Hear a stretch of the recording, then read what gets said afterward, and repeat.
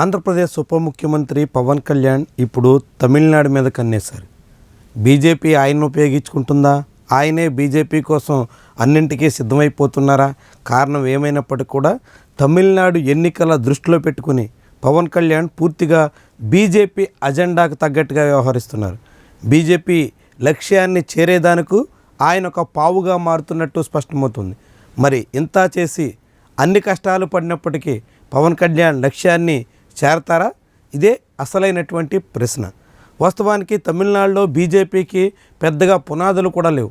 చాలా రకాల ప్రయత్నాలు చేసింది, అనేక ప్రయోగాలు కూడా దిగింది, కానీ అవన్నీ బెడిసికొట్టాయి.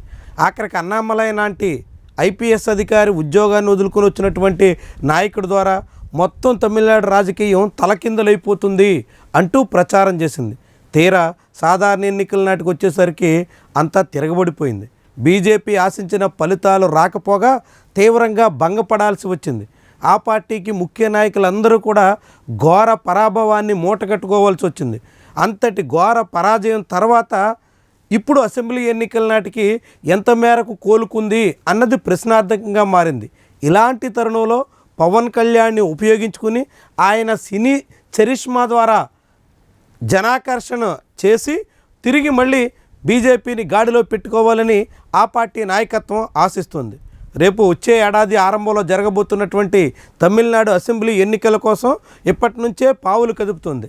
దానికి తగ్గట్టుగా పవన్ కళ్యాణ్ తన సమయాన్ని తమిళనాడుకి కేటాయించే ప్రయత్నంలో ఉన్నారు.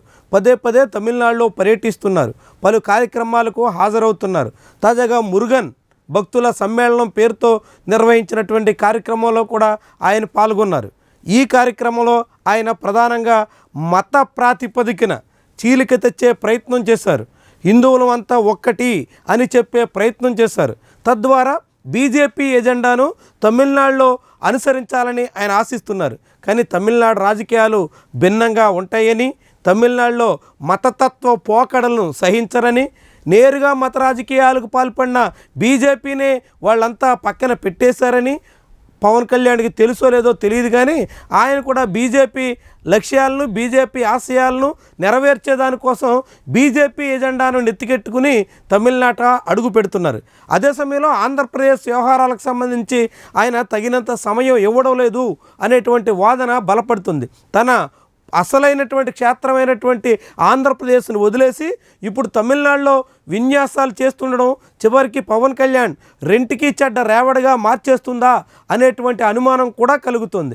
అయినప్పటికీ పవన్ కళ్యాణ్ మాత్రం పూర్తిగా బీజేపీ మీదే భారం వేసి బీజేపీ నేతల ఆశీస్సులే తన లక్ష్యంగా, బీజేపీ నేతల కళ్ళల్లో ఆనందమే తనకు ప్రధానం అన్నట్టుగా సాగుతున్నారు. అందుకు తగ్గట్టుగానే ఇప్పుడు తమిళనాడు ఎన్నికల ఎజెండాను తన భుజానికి ఎత్తుకున్నారు.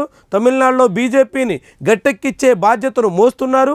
అందుకనుగుణంగా వివిధ కార్యక్రమాలకు హాజరవుతున్నారు. తీరా అంతా చేసిన తర్వాత కూడా పవన్ కళ్యాణ్ ఆశించిన ఫలితాలు దక్కకపోతే, బీజేపీ కోరుకున్న లక్ష్యాలు నెరవేరకపోతే ఆ తర్వాత పవన్ కళ్యాణ్ పరిస్థితి ఏంటన్నదే ప్రశ్నార్థకం. ముఖ్యంగా తమిళనాడులో బీజేపీ ఏ మాత్రం ప్రభావితం చేయలేకపోయినా, పవన్ కళ్యాణ్ అక్కడ పరువు కోల్పోయినా దాని ప్రభావం ఆంధ్రప్రదేశ్ రాజకీయాల మీద ఉంటుంది. ఇప్పటికే ఆయన అధికారం చేపట్టి ఏడాది గడిచిన తర్వాత అటు తన పార్టీ శ్రేణుల్లోనూ సామాన్య జనాల్లోనూ కూడా పెద్దగా మెప్పించలేని పరిస్థితిలో ఉన్నారు.